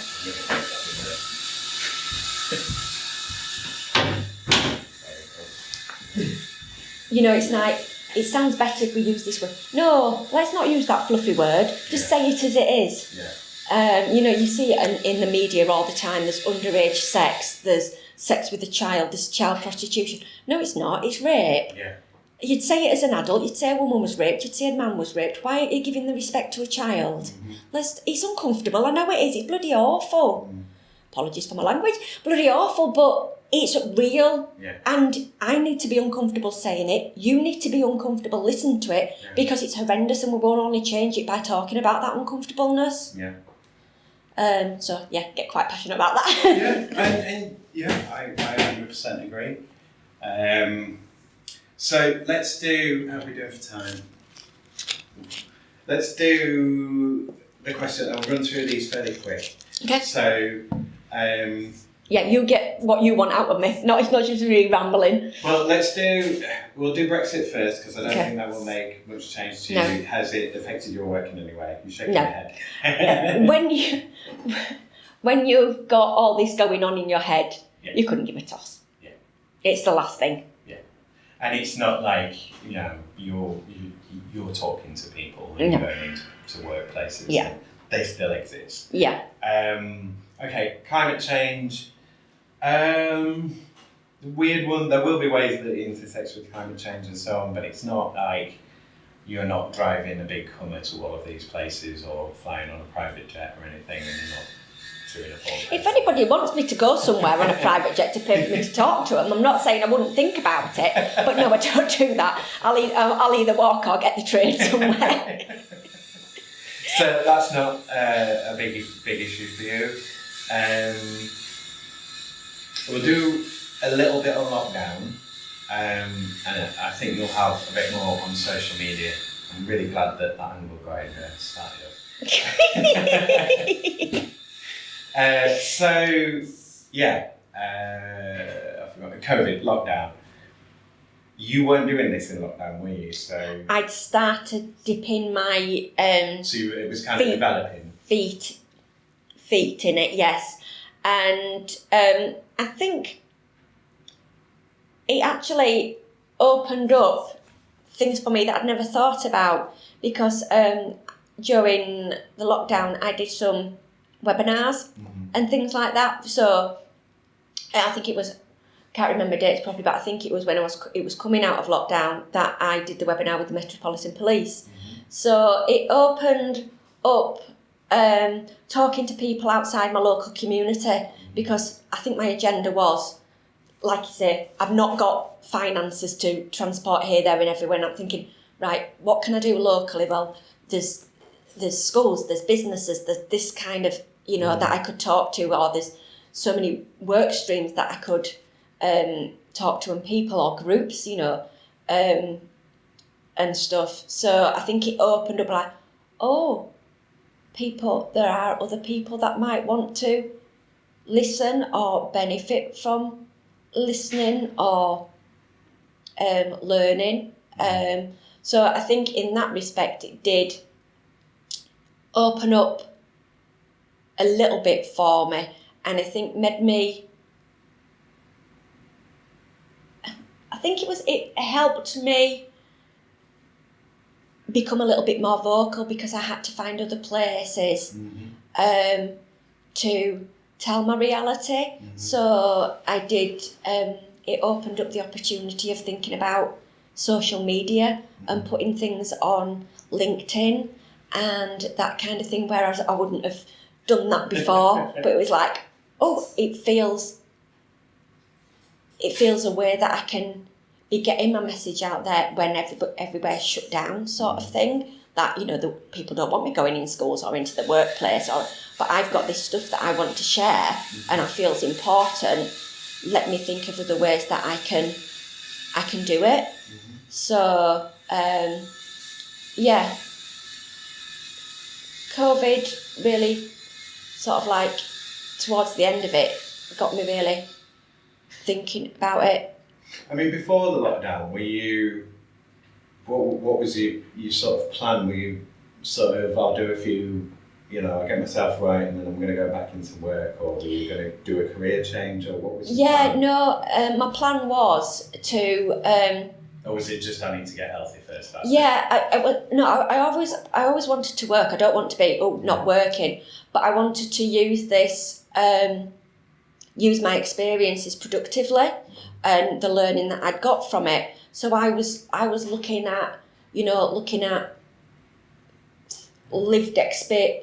having a lived experience voice, but for maybe working for charities or for organisations and that kind of thing. And I did do that for a while, but again, the environment just wasn't helpful for me, and I had to leave. Because as well, when you're working for somebody else, there's an agenda that they've got, there's an ethos that they've got, and some of my things didn't align with it, and it's like I've compromised all my life and kept quiet, and I'm not willing to do it anymore, and it's having a really negative effect on my health. So and I do want to work, I do want to do it, so I have to do it on my terms and what is healthy for me. Yeah. And also that can fit around your lifestyle. I mean, like, I'm assuming the jobs that you went into subsequently, they were like 9 to 5, sort of, every day. And even if you go down the part-time route, it's kind of like set times all the time. You can have some flexibility in there maybe. But if you've got flexibility and you've got the shorter working hours, you're going to pay. So it's like, and there's all that. Yeah, the compromise that it made me on my OCD routines, on my exercise programs and things like that. It wasn't helpful. It was making me more stressed. Because I couldn't do those things, even though I don't want to. I don't want. You have to protect those. That's my coping mechanism. And when you're in something stressful, your coping mechanisms but you're in an environment where you can't do your coping mechanisms, so the coping mechanisms increase. So for my health, I have to think there isn't a workplace that I can fit in at the minute which is healthy for me, unless it's a workplace that I create myself, which is what I'd like to do. Well, I've seen one of your workshops, and I've said this when we recorded before. We recorded before, but it all went wrong. Yes. So this is the second attempt. But when I came to the workshop of Visible before we started the podcast, and you've heard this from me many times, but the whole workshop was brilliant, but just the moment of you unrolling that banner with all of the physical ailments that just people in the group, and there was over 250. 215 was it? Elements that various people have got, and a lot of commonality between some, and some people don't have some. It shows the vast impact that what happens in your childhood can have on you as a child and as an adult, and the far-reaching. It's not just can, is it? It will. It does. Yes. It does. There is no way to avoid that. Like people who have been through those experiences, you will have problems all through your life, but you will also find that they get more complicated as you live your life, because that's what happens living, isn't it? And the more you become aware, I could have, yes, I've always had issues with my bladder, and I've always, and this, that, and other, and I would have certain difficulties, but it wasn't until my surgeon said, I do this operation on a lot of people who have been sexually abused as a child because that, and explained it to me, and it was like, oh, right, but he was the only one. Up until then, nobody had put the links together. So I didn't know that was a link, and that kind of thing. So when I do the 2-hour workshop on the impact of child sexual abuse, I have a banner which has got all the possible. It's not all of them. Yeah, That's it's just not from extensive. a small group of it's people. Just from 5 people have put how it's impacted on them on this banner, and like you said, there's over 200, and what I'm able to do is to say, right, I'll look at it and I go, right, even though it surprised me at the time when I counted through them, so I created the banner and went, oh, right, 98, so it fit me. And all of us had a high number. It isn't you. And the thing is, is one of the things that I'll say about when you're experiencing eating disorders or the impact of child sexual abuse, whether it's OCD or whether it's exercise or whatever impacts it, they don't all happen separately. They're all happening at once. And it's like that with the flight and fight response. There might be flight, fight, freeze, fawn, and all those kinds. They don't just all happen nicely after one another. Yeah. They're all happening at the same time. Yeah. So when you're frightened or when you're in that fear stage, you want to run, but you want to punch somebody, but you feel like you're frozen and you can't move, but you want to scream, but you want to run, but you can't. They're all happening at the same time. And that's what I want to get across, because when people learn about things in textbooks and stuff, it's all nicely written in little boxes or in under different headings or a nice flow chart. I'm not a flow chart. I'm a big bag of Haribos all putting together, shaken up, and they're all happening at the same time. And that's the kind of reality that I want to get across. And I'm grateful that that's what you came away with from the workshop. But if I think about it, there's people that have been around me in my life, and there's media stories. Like, they're my contact with this subject. And, any media story, the majority of the time there'll be a child being victimised and much crying and adults fighting and stuff, but there isn't really, you don't often see the story of an adult. And that's the story. Because that's, again, it's not the right looking victim, if you have an adult dealing with that, which then has that cultural effect in our mind of, well, adults don't deal with that because we don't see that. Yeah. So therefore they've got over it. And occasionally they'll mention it or something and there'll be a flashback. Like, if they are going to deal with it, it'll be like, my childhood trauma or whatever, and some flashback where they, you get the scene and they get the crying child or whatever. And it's like, they're just tropes and they're not helpful and they're not really informing anyone about anything, and that's not a story that's doing anything. Whereas your story is a story of like, this is an untold story. All of this is happening to all of these people all the time and nobody's talking about it. I think one of the things that, when you've been speaking then, a couple of things sprung to mind, that when I've recently, as part of Visible, we were asked to consult on a document that somebody had written, and it was an organisation that had written about the impact of child sexual abuse. And when it was saying about impact, it said, might have trust issues, might suffer with depression. And it's like, stop being fluffy. Where's the suicide? Where's the eating disorders? Where's, do you know what I mean? Where's the reality? Where's the alcoholism? Where's the homelessness? And where's that kind of thing. I know we don't want to think about it as a society. Do I really want to? I am on this podcast because I do in my talks because I want to get it out there. But I don't want to admit that I'm 49 and I can't be touched. Even my mum says, can you give me a hug? And I can't be touched. I hate it. I don't feel safe. I feel awful. And those kind of things. These are the realities. Let's stop being fluffy and let's talk about it. And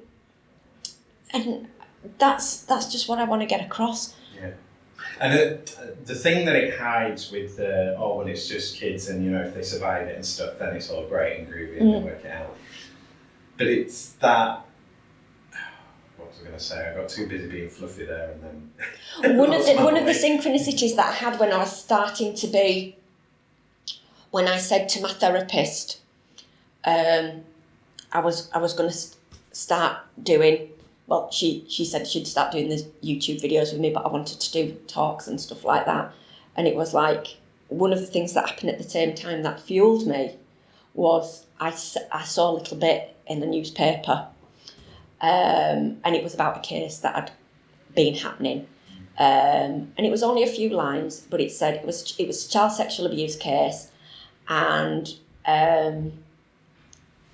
the person was being sentenced, and the newspaper was commenting on that, and it just said, the judge in his summing up said, that's 2 childhoods you've ruined.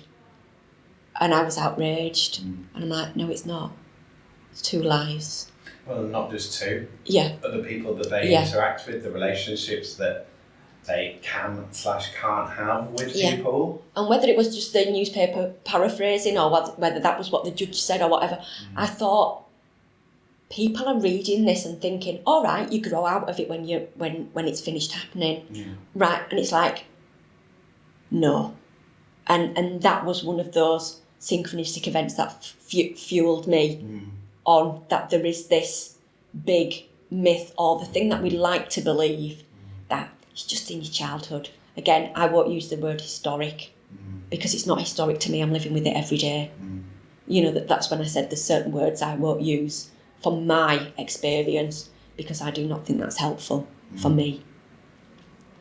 So we've touched on social media. Yep. I'm going to do social media quickly. There are other points there. Look at time. Yeah, sorry, no, I can't help myself, can I? I'm only trying to keep us to time. I'm not bothered about running over massively. And I don't know whether they'll throw us out, but also I'm thinking of the edit. And also I'm thinking of, I didn't think I'd have anything to say. I'm thinking, 2 hours is a bloody long time, isn't it? It seemed like a long time, but once we get going, there's a lot to cover. And we do cover a lot in the time. So social media. Yeah. So I suppose there's two ways to look at this. So there's probably everything that you've been reading online about how to do social media, because I guess you've done some of that because you kind of end up having to, don't you? And then all of that is kind of, this is all nonsense. And then the real experience of you. So, for example, I'm thinking primarily of your therapy sessions. That's ballsy, and that's a big thing to do. And you said to me, people won't comment on it and people rarely like it. So it's hard to kind of it gets the views, but not necessarily the interactions. But then people will contact you directly, separately, and sort of say, this has hit with me or whatever. So, what are your kind of thoughts and reflections on social media? Do you feel you're being successful in it, or do you think you're doing it all wrong, but you must be doing something right? Or how do you feel with it? Do you feel confident with it? Because I think you do feel confident with it, but I think you're going to say that you don't. And the reason that I say that I think you do feel confident with it is because not just doing the Visible podcast and this podcast and do YouTube sessions, that's why I think you're comfortable with it. But I think that, like me, you probably did go through reading a bunch of stuff about how you should market and you should have a post every day and all of this kind of stuff. And if you're anything like me in that regard, I'm just like, I don't want to feed this algorithm. I don't care about posts. Yeah. But I care about I care about the content that I'm making, and I think that the content is good and valuable, but then at the same time, I don't want to be out there going, I'm making the best stuff in the world, come and look at this sort of thing. So how do you find it? One, I sometimes forget that it is actually out there and it's a social media platform. The videos are really interesting. I get a lot out of doing them. They are, for me, helpful. They are, in some ways, an additional space. Not altogether like therapy, but like an extension of, or enables me to think about things. And also what we do with the YouTube videos, they aren't planned. So the YouTube videos are my therapist and I in conversation. Like I've said, no filters, nothing planned or scripted or anything. So she will feed off of what I say. So you will really have that real life, oh, I never thought of that, or oh God, don't put me under that, what you're saying that for, kind of thing. And also, one of the things that she's picked up on for people who are learning, it's like, I wonder if anybody's picked up that how when you go into your child mode and whether you can, they can hear the change in your voice, the way that you sit is when I'm really in that child mode. And so she looks at it from a very different angle to me. She's like, I wonder if anybody's noticed that, or I wonder if anybody's noticed. I can see that it must touch, even though you're saying you're okay about it. Yeah. I know unconsciously because your legs started shaking. Yeah. So I know I'm going to wind things down now and stuff like that. So it's a really helpful process, both for me and for her. Yeah. She looks back at them as well. Yeah. And helps, so that I can use them to help me in my therapy. So for us, it's really useful. Like I say, people don't comment on them. It says people are watching them. But I have had a few people who have contacted me and said how even like, I get that, or never thought of it that way, or that kind of thing. So which means I don't care if it's helped that one person. If that's what's happened, I'm grateful for that. Yeah, and it doesn't have to be like a survivor. It can be a medical professional, Yeah. or just somebody in an office is like, well, I never thought of that. Maybe some of my employees, or the troublesome employee that's having a hard time. Exactly. So, or somebody you might find, or a friend. Yeah. that you might think, why do they continually keep letting me down when they make arrangements? Yeah, or why do they keep doing that thing that's it's like, I want to be them. able to go out with you for your birthday. Yeah. But when it comes down to it, you're going to get a text saying, no, I can't come. I'm busy. I can't make it. I'm ill. Because I just can't fit. I want to be able to do that. I want to be able to do those things as an adult with somebody who I've known a long time. But when it comes down to it, I ain't going out on a night out in Leeds. I can't bear it. So it's been helpful. And for me, because there's various people who I find it difficult and easy to talk to about my experiences, I just make them watch one of the YouTube videos. Well, that'll do it. Just watch that and then you don't have to talk to me. But this is the thing, I mean, you know, that sort of content term, but at the same time you're creating resources there and you can go back to those and you've already got, you know, lessons, workshops and examples and stuff planned out or things that you can draw from. How do you find, like, in terms of your, I'll use the term SEO, search engine optimization, like your growth for your social media, how is it growing? Is it growing well or is it slow? Because I'm thinking about, because of the subjects that you're talking about, you're going to get a lot of shadow bans, especially if you're talking about suicide or so. Are your posts being seen by people? Is the reach growing or? Interesting you've said that because we've changed with the video slightly on YouTube. We've changed. They originally were titled Fluffy Things, but now, again, learning. My therapist has learned from me. Let's say it how it is. So we will have one of the titles of is reporting childhood rape, which is my experience of going to the police, and that's what it's called. Whether it's shadow banned or not, I don't know. And I think that's one of the things you don't know. A few people have watched it, so I think some people can find it. And if it's helpful for those some people or whatever, or I'll share it. The social media that I'm on as an individual is LinkedIn. And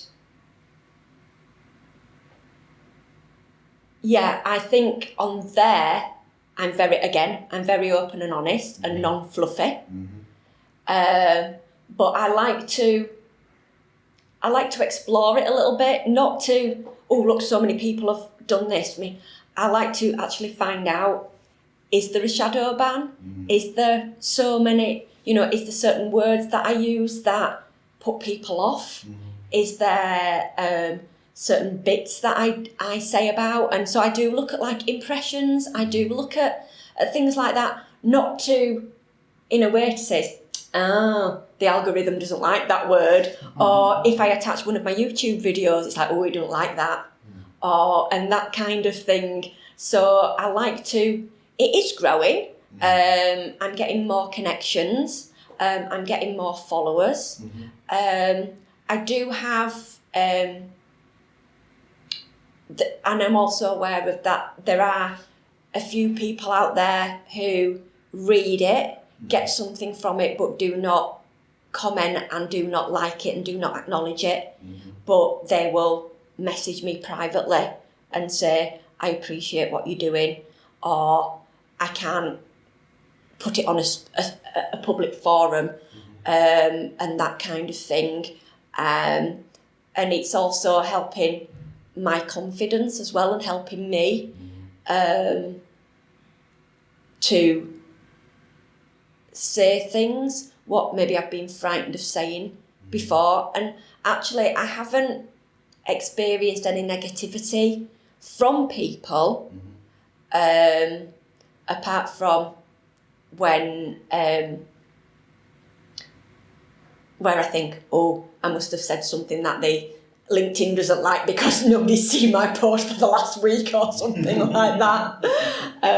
But I post when I want to. It's not to a timetable. It's not whatever. There might be things in my head or things I think, oh, it's really important. That's just come to me. I'll share that. And so I might do 3 a day. I might do 1, or I might not do, or things like that. It's just I don't have organic. Yeah, and that's what I want it to be. Yeah. Because that is what life is. Yeah. So that's what I'll. And I say I might talk about on one of the posts. I might talk about the impact of my being raped as a child. On another post, it might just be purely about eating disorders. And on another post, it might be just something very generic to anybody. It's okay to say you're having a bad day. Why do we always have to be, I'm positive, I'm strong, I'm brave, I'm this? Just sometimes it's okay to say, oh, today's a bit rubbish. It'll pass, but today's naff. And just so I'm very, very varied. So hopefully the stuff that I say will impact different people for different reasons. Yeah. I mean, I thought about discussing this with you off the recording, but I'll throw it in here. Have you thought about, or what do you think about the approach of, so you have like some of the free stuff that you put out that you keep doing, and then you have like either a Patreon or Ko-fi or some kind of membership thing or a paywall thing where people buy the other content so they could have like the materials for a workshop from you that you've made, or access to video courses or something created and curated. Have you thought about that? And if you haven't thought about that, do you think there'd be any value in that for you, or do you think that would hamper what you're trying to do? Because there's a level. So the reason I'm thinking of that is it might be easier to put the stuff that the social media companies kind of suppress because of various keywords offline, so that all your posts are kind of not fluffy necessarily, but aren't controversial, let's say. And then all the other stuff that, you know, Silicon Valley has a problem with is behind a pirate paywall and people can access it directly. But that also seems a bit, it's very much like an online course, and it seems a bit kind of, I don't know, you might feel like it's a bit too money making from it. I'll let you respond, but what do you think? I think I haven't thought of, well, don't know. I can't, yes or no.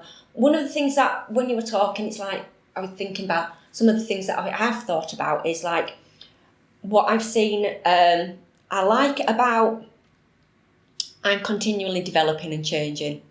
So my talks are continually developing and changing. Also, I'm not a story for somebody to tell. This is my experience. I don't need somebody to say it on my behalf. I can say it, and I can say it well, and I can say it in a really creative way, in a really impactful way. I don't need somebody else to do it for me. Also, I think what people get out from me is to see it in practice, to see how some days when I'm not connected with things emotionally, I can talk about being forced on and dying twice and being resuscitated as if I'm talking about doing Morrison shopping. Because it's how you minimise things and how you move and how you deal with things. And I think you need to be real to see that, and to see when the child comes out. And also I think people value, I hope people value that I am open and I will answer any question. Yeah, and there is an authenticity there of like, you know, that firms pay a hell of a lot of money to try and ape, whereas you can just do it. Yeah, and I will answer any question. I get very, very different questions from adults and children. It's really quite interesting. I find it quite fun actually. I like the challenge of the questions. It might give me something, I've not thought about it in that way before. But also one of the things that I've noticed from being on social media and on that online space is I'm not saying I'm an expert. I'm not saying I'm a consultant. I'm not saying I'm an expert on safeguarding. I'm not saying I'm an expert on child sexual abuse. I'm not giving myself that title or a consultant. I know about my experience and about the other experiences of other people that they've shared with me. I am not an expert. Don't come to me for a course and think, I am going to trauma inform you. I am going to teach you about an eating disorder. I'm not. I'm going to share the reality the experiences, the what it's like. But that in itself is valuable, because if you're right, so I'm thinking of this from a company perspective or an organisational perspective. The kind of stuff that you're talking about, like, again, companies would pay huge, vast fortunes to know that kind of information about their staff. You know, Well, give them the name then. But you know what I mean? That openness, that sort of like, here's what's really going on with me. Here's why, like, sometimes I do things that might seem a little, like, odd, but here's kind of context to sort of frame that or whatever. And obviously that doesn't apply in all situations kind of thing, but that sort of thing of like, why does Jimmy always sit in the dark corner at the back and never speak to anyone, and he stays... Never come on the works night out, or says they're always busy, or this and the other. And stays all the hours that God sends, never says anything. And when you go up and speak to them, they're perfectly pleasant and stuff, but then they don't want to be involved in anything. It's like, well, it could be that, could be many other things, but you don't know unless you've got the information. So you just have to assume, you know, all people that do that job are like this, or whatever reason you make up. So, yeah, I think there's... Yeah. But it's... that for me seems the hard bit. I'm not omnipotent enough to say I'm an expert, because I'm not. I know I have learned through my experience. You're an expert in you. Yeah, I am becoming an expert in me through all the learning that I'm doing, and that's and it's still a work in progress. I've still got so much development to do, which is why I'm still in therapy, because I'm not ready to settle. I still have, if you want to medicalise me, I still have all the diagnoses that I had when I was 20, and even a few more added to it, and that kind of thing. So I still have my difficulties and this, that, and the other, but. Yeah, and I've totally forgot what I was going to say. But I'm not omnipotent enough to say I know everything about child sexual abuse, or I know everything about safeguarding, or I know everything about... I'm an expert on eating disorders. Come to me to learn everything. I'm not that omnipotent enough. I will share my experience, and I will share what I have witnessed from other people and what it's like living in a psychiatric hospital. You know, the longest I was in, I think, was 7 months in one. And then as a day patient going for 6 months, nearly a year, and all those kind of things. So I'm not saying, and I'm an expert. I'm saying that we are all experts in our own experiences. And even some of the time we're not expert in our own experience, because it's that unconscious, unless somebody makes it aware to you, you're not. So I'm saying, don't just hear me. Hear everybody, hear lots of people, get different perspectives and things like that, and that's what I try and do. And that's, if I had to sell myself, that's what I'd say is my uniqueness. I'm not, this is a course, this is a PowerPoint, this is this, that, and the other, because it's very dry and it's not real. And I want to offer that reality and that dialogue to have with somebody, to say, so what does that mean, or what does that... And I know it sticks out in my mind so much. One, I did a workshop with some kids at APPROVE, an alternative provision that they want in school, and I did a workshop with them on eating disorders. And they were about 11 or 12, and we were all open and honest, and they were interested in what we were talking about and stuff like that. But I was referring to what it was like having anorexia nervosa, and I said that I was like 4 stone when I was 20, and he couldn't compute what that meant. So he's like, what does that mean? What's that like? So I said, well, it's like a 7-year-old. Yeah, and I actually said, it's like being a 7-year-old. And he's like, oh, and swore, and then he went, how much do you weigh now? Because he wanted to compute the difference. He wanted to understand it. What does that mean? And in all the eating disorders and all the workshops I've done, not one person has asked me how much I weigh. But he didn't flinch. He didn't think, oh, is it a sensitive subject? Should I not say it? He just went, well, how much do you weigh now? And I was taken aback, and I thought, oh, I'm going to have to answer this. That's a very impolite question to ask a lady. So I answered it. And he was like, oh, right. Because he was able to work out what that Do you know what I mean? And it's that kind of thing. And I think through doing corporate presentations or PowerPoints or online things, I think you miss that. Yeah, and you're also creating that barrier, aren't you? Like you're making yourself and your pitch is about being ask questions. I will answer the questions. I'm not here to give you the official version of the knowledge. Here it is. I have the knowledge. I present it to you. You have it now. Yeah. It's like, here's some stuff I know.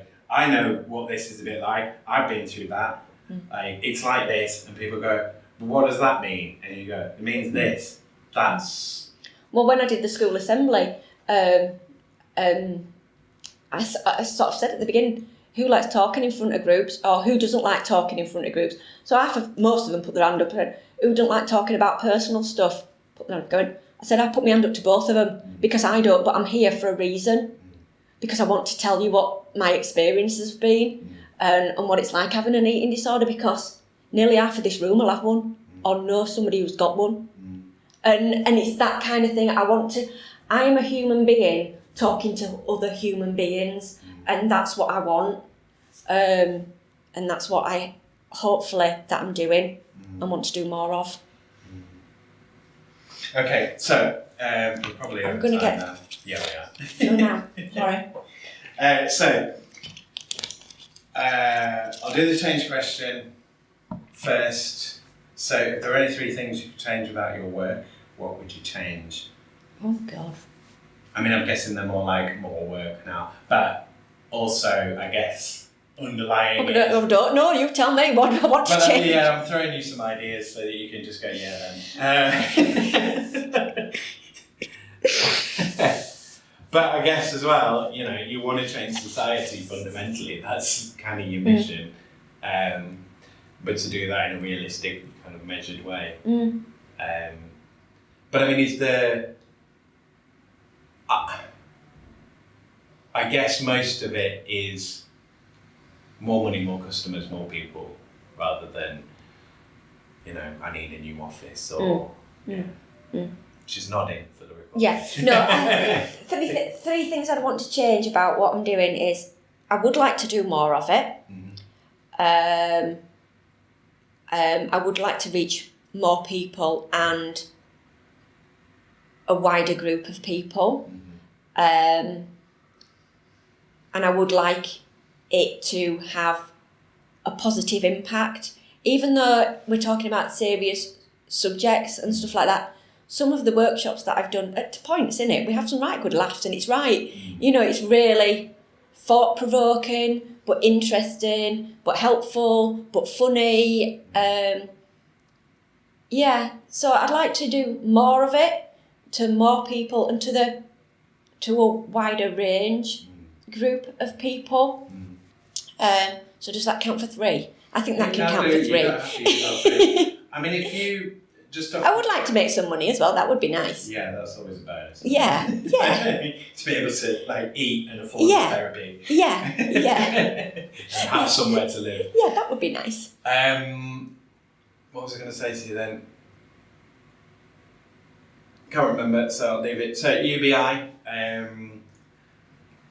I don't know if it would necessarily make a difference to you now, but maybe when you were going through that period of stress and burnout, do you think if there had been a UBI then, do you think you would have stayed in work as long? Or, because I kind of get the impression you would have, that it would have been, I need to work, I'm supposed to work, this is a good thing to do, and that falling back onto just a UBI would give you a lot more space than, what benefits or not benefits at the time, and ideally would give you that sort of cushion. But do you think it would have?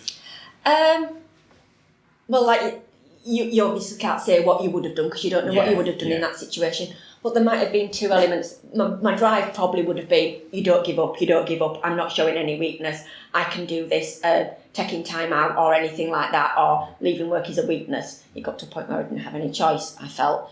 So in that respect, I think, it wouldn't have made any difference. But then in some respect, it might have thought, well, there's an alternative. It's not an all or nothing kind of thing.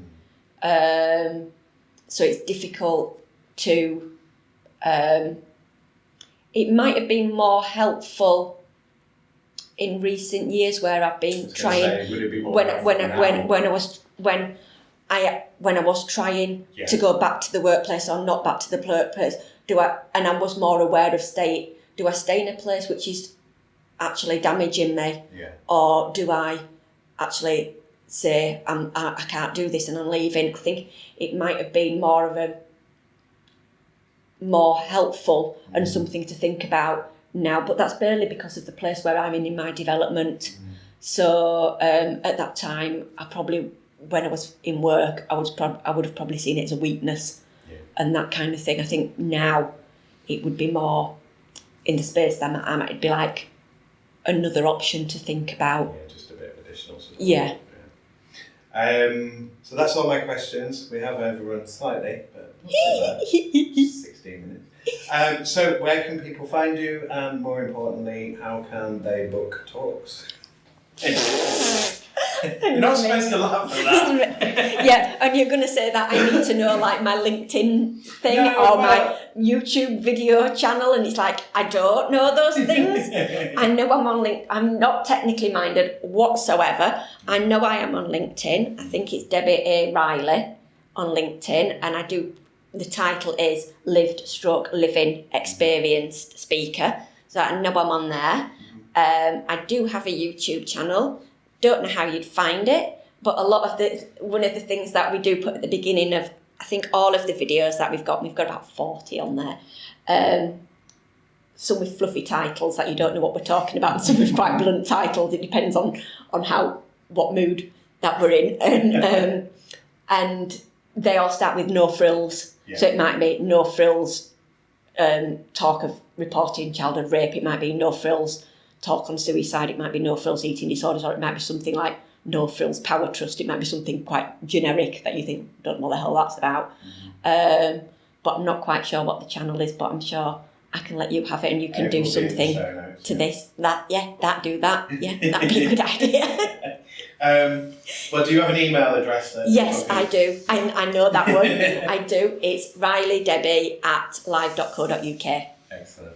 And so workplaces, organisations, schools, groups, community, anything. Yeah.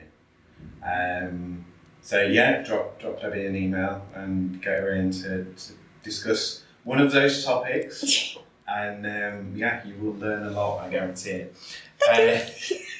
So thank you very much for doing this again. Again. Hopefully this is recorded well. Yeah, and hopefully this is the one. So. Thank you very much for your time. Thank you. So just press the little button underneath and hold it for 3 seconds. Oh no, the one at the bottom. Thank you again to Debbie for being my guest. Thanks as always to all my guests, and thanks to you, Leeds, for being my subject. If you would like to get Debbie to come and speak at your workplace or organisation, you can get in touch with her on LinkedIn, linkedin.com/in/Debbie A. Riley. So the link is in the show notes as well. If you'd like to know more about Visible, the group that we mentioned a couple of times during the interview, go to visibleproject.org.uk to find out more about them. Do go and check out the podcast that we made with the Visible group that's there to sort of mainly for healthcare professionals and social care professionals and so on. But yeah, that's a really great resource, and it's a very interesting podcast. That's on YouTube only at the moment, so that's youtube.com/@visiblevoices podcast. So do go check that out. A second series of that show is launching shortly.